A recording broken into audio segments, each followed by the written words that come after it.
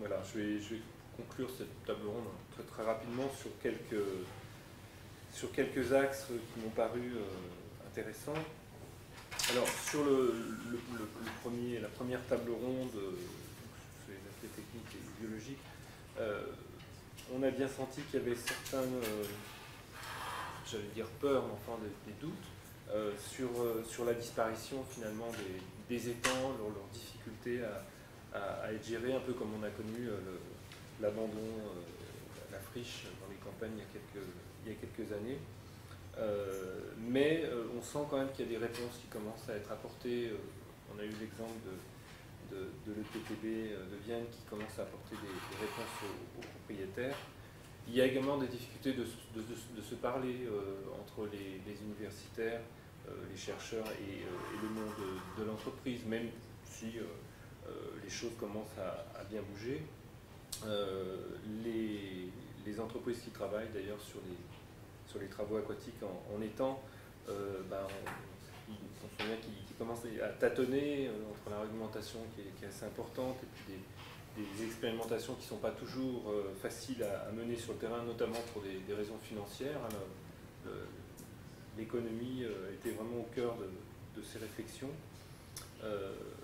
Et puis on a eu aussi un débat qui portait un peu sur l'économie, sur l'écologie, avec la question faut-il abandonner entre guillemets un étang.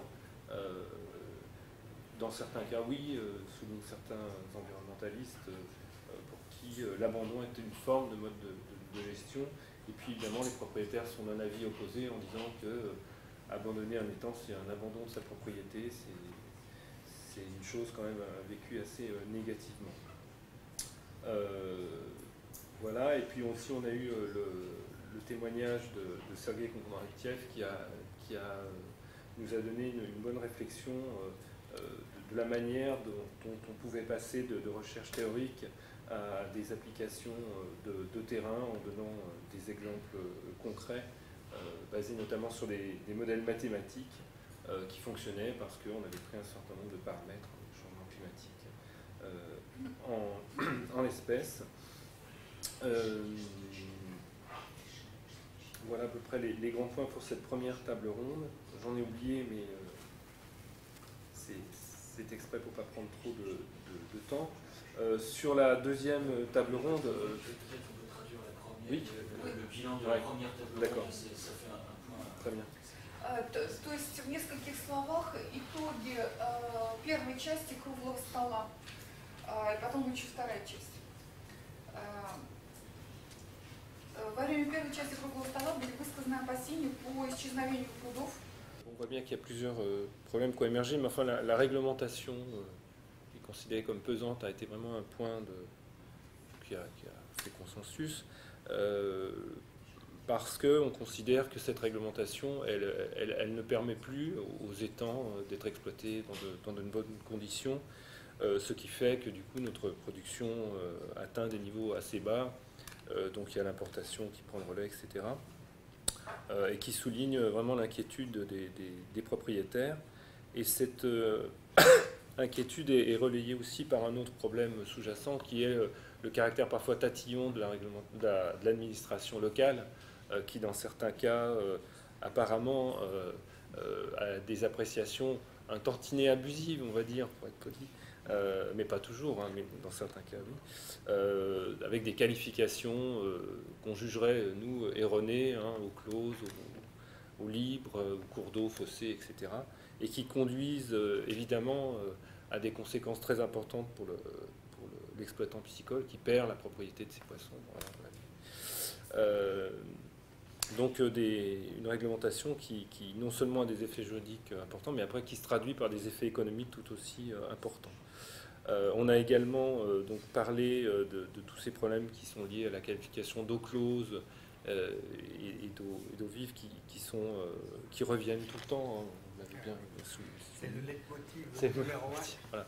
Et puis en sous-jacent, la définition aussi des cours d'eau qui a un impact direct aussi sur notre problématique, avec une définition qui est basée sur des critères, quand tu l'as souligné, enfin un des critères qui est très fluctuant, flou et qui peut donner lieu à des décisions absolument opposées. Et puis enfin, on a également parlé, on a évoqué le cas de l'effacement des barrages, donc une connotation assez négative, comme si j'essayais d'une chose un petit peu à faire disparaître, parce que c'est très mauvais, très molle, très peu esthétique dans le paysage, etc. Avec un débat qui porte sur les zones humides qui ont disparu à la suite de création de plans d'eau, mais également des zones humides qui sont apparues sur les rives des plans d'eau, donc il y a eu des effets dans les deux sens. Et puis avec en ligne de mire la réforme des cours d'eau réservés en 2017 qui va avoir le jour bientôt, avec des impacts importants sur la possibilité ou non d'avoir des ouvrages hydrauliques, des digues dans les cours d'eau. Voilà. Donc tous ces points de vue ont, je pense, bien reflété l'état les mentalités actuelles, les conflits, mais on n'est pas vraiment dans le conflit, on est dans des problèmes qui ne sont pas vraiment résolus. Voilà, on l'a vu pour les espèces exotiques, la réglementation est très complexe, mais en même temps il y a des manques. Et les gens se plaignent qu'il y a trop de réglementation, mais derrière ça, c'est que la réglementation elle est inapplicable, c'est surtout ça. Là, on cherche parfois à simplifier, mais j'ai vu des choses qui, sous prétexte de simplification, complexifiaient, parce qu'on crée un régime dérogatoire qui, certes, va peut-être simplifier la vie, mais ça sera encore plus compliqué, parce qu'on rajoute un régime à un autre. Donc, comme l'a dit quelqu'un, le thème des plans d'eau est tout sauf une chose simple. Voilà. Voilà, merci. То есть вторая часть круглого стола касалась в первую очередь вопросов роли регламентации в эксплуатации водных объектов.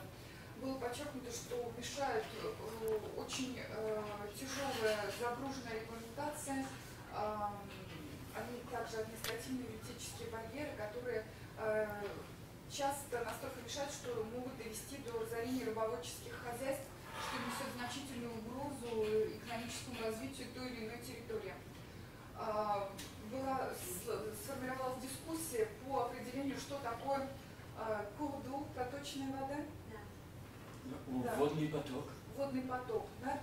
То есть была проведена дискуссия опять по определению понятия и в юридическом смысле, и в научном, которое было очень достаточно насыщенной. Обсуждался также вопрос исчезновения запрут.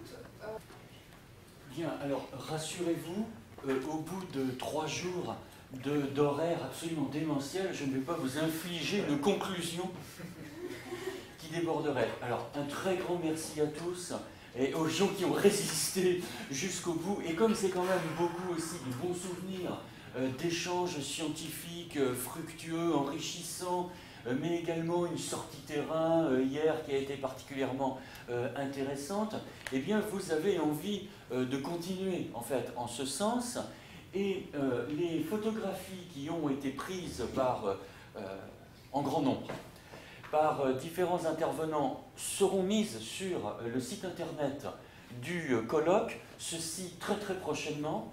Et d'autre part, la vidéo, grâce à notre collègue de l'IUT d'Issoudun, de l'Indre à Issoudun, que je remercie très vivement, va travailler aussi là-dessus. Et vous pourrez voir les vidéos sans doute à partir du mois de juillet. Donc je vous conseille d'aller voir ce site et Mickaël va vous montrer comment on y accède.